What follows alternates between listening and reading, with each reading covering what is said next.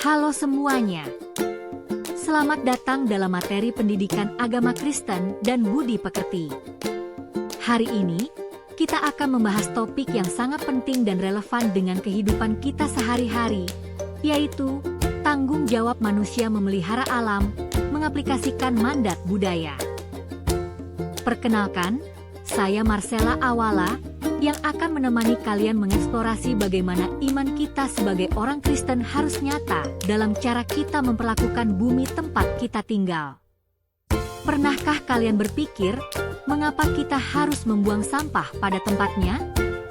Atau mengapa merawat tanaman itu adalah bagian dari ibadah?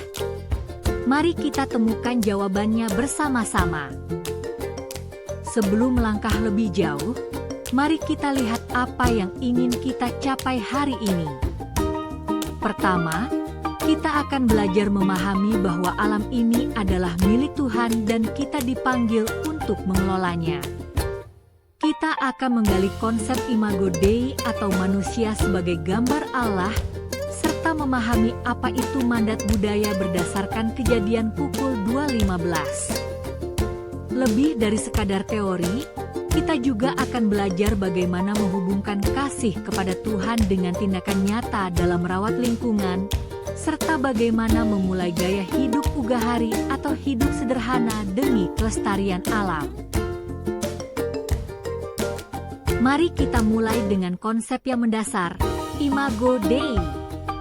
Alkitab mencatat bahwa manusia diciptakan menurut gambar dan rupa Allah.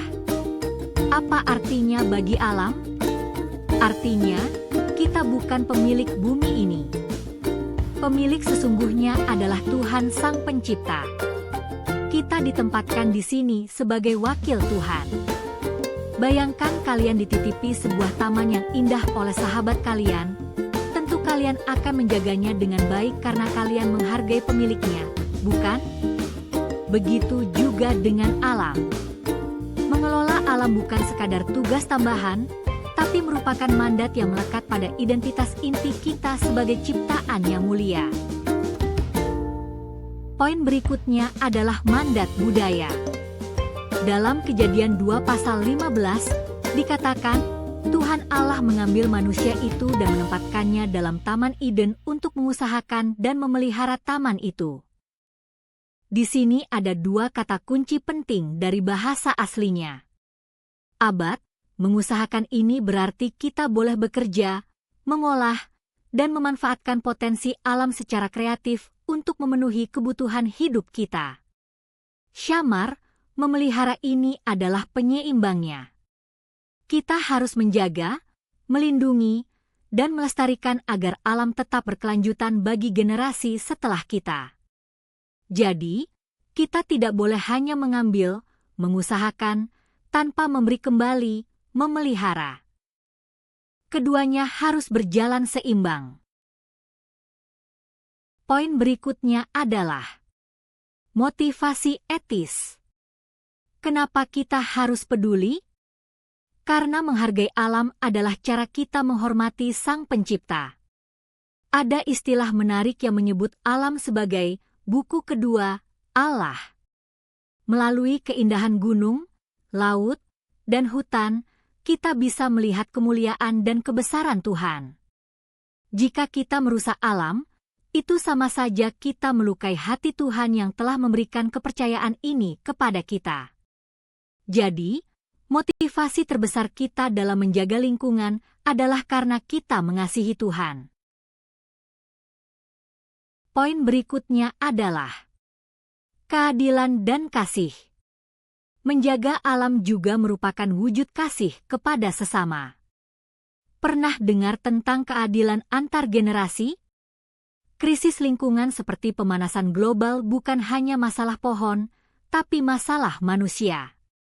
Dampaknya dirasakan oleh saudara-saudara kita di belahan bumi lain dan akan dirasakan oleh anak cucu kita nanti. Remaja Kristen dipanggil menjadi agen pemulihan. Saat kita menanam pohon atau mengurangi sampah, kita sedang menunjukkan kasih konkret agar generasi masa depan tidak menderita akibat keserakahan kita saat ini. Selanjutnya adalah Gaya hidup Ugahari. Apa kunci untuk mulai berubah? Jawabannya adalah Ugahari. Ugahari adalah sikap hidup bersahaja dan tidak berlebihan. Intinya, mengambil dari alam secukupnya sesuai kebutuhan, bukan sesuai keinginan yang tidak terbatas. Sikap ini adalah senjata kita melawan keserakahan dan gaya hidup konsumtif yang memicu eksploitasi bumi. Dengan membatasi keinginan pribadi, kita memberikan ruang bagi ekosistem untuk bernapas dan menjaga keseimbangan demi kebaikan bersama. Nah, terus gimana sih langkah praktis kita? Mari kita bicara aksi nyata. Kalian bisa menerapkan prinsip reduce, reuse, dan recycle. Reduce, mulailah mengurangi plastik sekali pakai. Bawa tas belanja sendiri. Reuse, gunakan kembali, selalu bawa botol minum atau tumbler sendiri ke sekolah. Recycle, daur ulang, pilah sampah organik dan anorganik. Tindakan sederhana seperti menghemat air dan energi di rumah atau sekolah adalah langkah besar jika dilakukan secara konsisten. Kalian tidak sendirian. Banyak tokoh Kristen di dunia dan di Indonesia yang mengabdikan hidupnya untuk melestarikan hutan dan laut sebagai bentuk misi gereja. Mereka memiliki keberanian untuk bersuara dan konsisten dalam aksi. Mari kita adopsi semangat mereka. Jadilah teladan di sekolah kalian, jadilah remaja yang berani mengatakan tidak pada perusakan alam.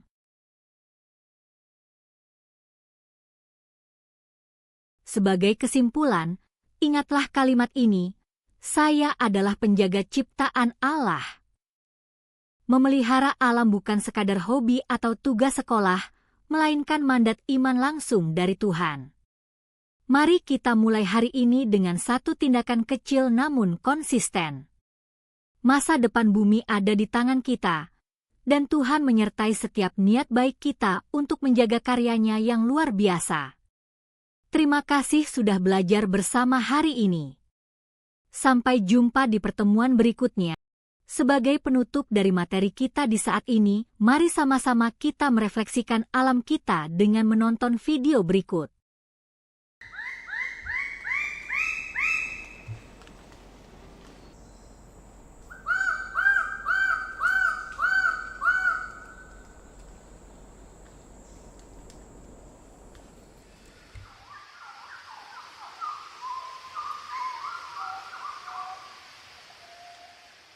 Akan datang titik di mana kita tidak bisa mengembalikan yang telah hilang.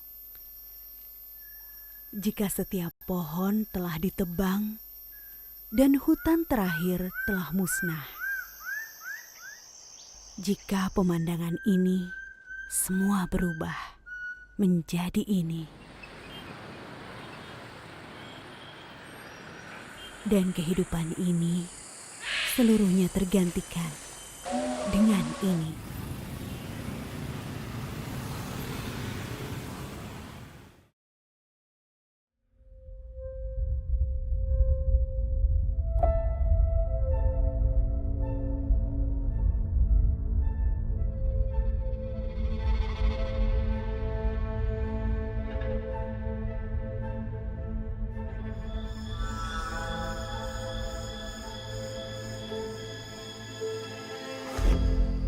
Hutan Indonesia, salah satu rumah terakhir bagi kekayaan hayati dunia.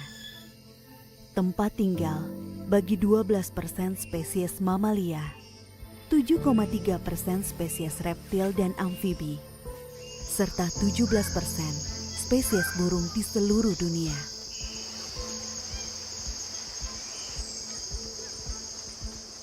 Di hutan Indonesia, terdapat sekitar 25.000 jenis tumbuhan. Lebih dari 10% jenis tumbuhan dunia ada di Indonesia. Hutan tropis Indonesia dikenal sebagai paru-paru dunia. Memproduksi oksigen sekitar 25 hingga 30% dari perputaran oksigen dunia. ratusan miliar ton karbon tersimpan di dalamnya.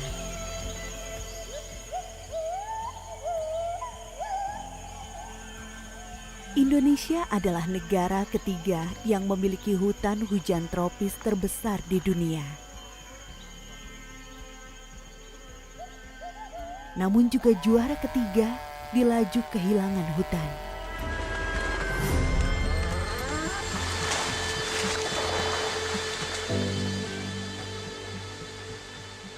Hutan tropis hanya satu dari 4 jenis hutan utama yang tumbuh dengan subur di Indonesia. Ada hutan rawa, Inani mili, biasa ni mili pula. Agak ni mo tambahin na linuwan. Baho mo. hutan bakau, Nanjak ini.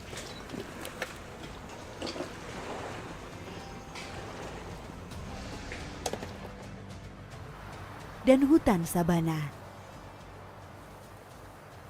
Percaya atau tidak, walaupun berbeda dan terpisah oleh laut, hutan-hutan ini saling berkaitan dalam sistem yang menopang kehidupan kita.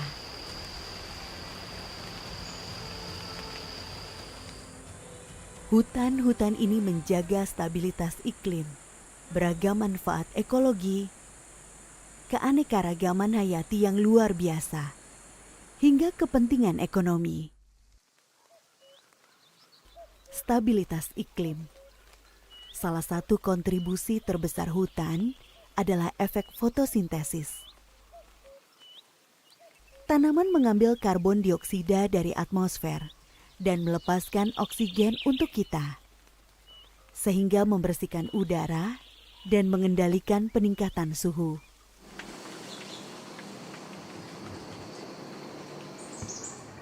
Manfaat ekologi. Hutan membantu mencegah erosi tanah agar tidak terkikis dan terbawa ke laut. Ia juga mengumpulkan, menyaring, dan menyimpan air di bawah tanah. Hutan juga meningkatkan kelembapan atmosfer yang mempengaruhi curah hujan dan suhu. Hanya sebagian kecil spesies yang ditemukan di hutan telah dipelajari.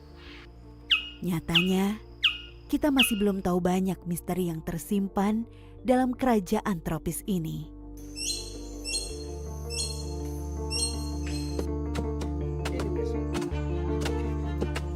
Kepentingan ekonomi. Banyak komunitas bertahan hidup di hutan.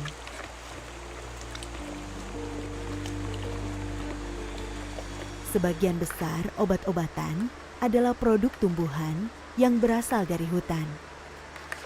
Banyak industri mendapatkan bahan bakunya dari hutan, seperti kayu dan kertas. Hasil hutan bermanfaat lainnya termasuk getah, rempah-rempah, dan pewarna.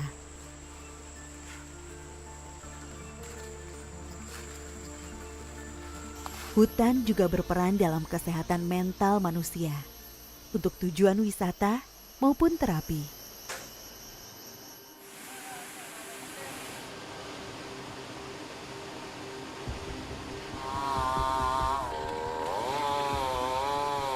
Sejak spesies kita mulai mempraktikkan pertanian sekitar 12.000 tahun yang lalu, kita telah menebang hampir setengah dari sekitar 5,8 triliun pohon di dunia.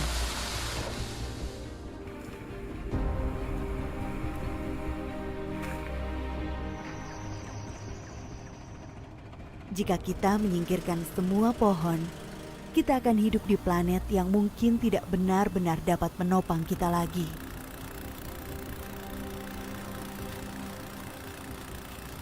Tanpa pepohonan, area yang sebelumnya hutan akan menjadi lebih kering, menjadi lebih rentan mengalami kekeringan yang ekstrim.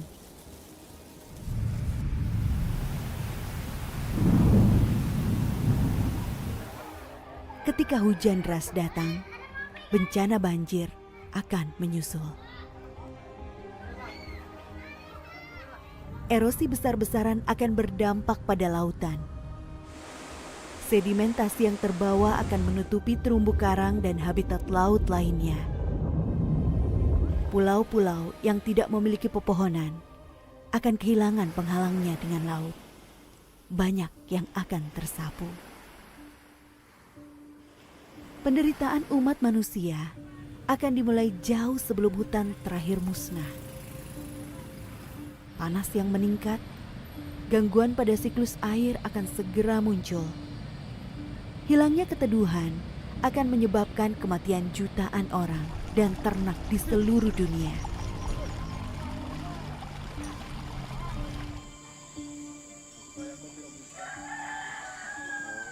Kemiskinan dan kematian juga akan menimpa banyak manusia yang bergantung langsung pada hutan. Mereka akan kehilangan mata pencaharian, termasuk untuk memanen makanan dan obat-obatan.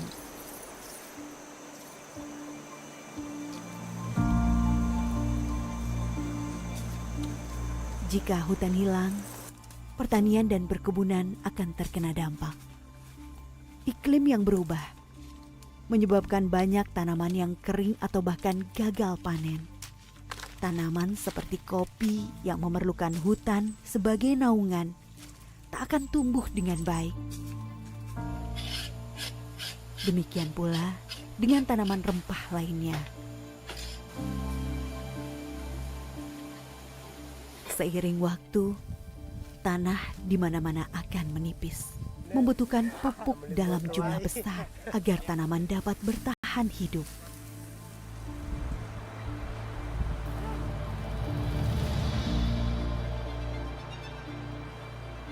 Pemanasan lebih lanjut pada akhirnya akan membuat sebagian besar tempat tidak dapat diolah dan tak dapat ditinggali. Akankah bumi kita seperti ini? Kehidupan di tanah air kita bergantung pada ekosistem alam yang kompleks. Namun semuanya saling terkait. Ketika hutan Indonesia musnah, bahkan sebelum pohon terakhir tumbang, upaya menyelamatkan diri sudah terlambat.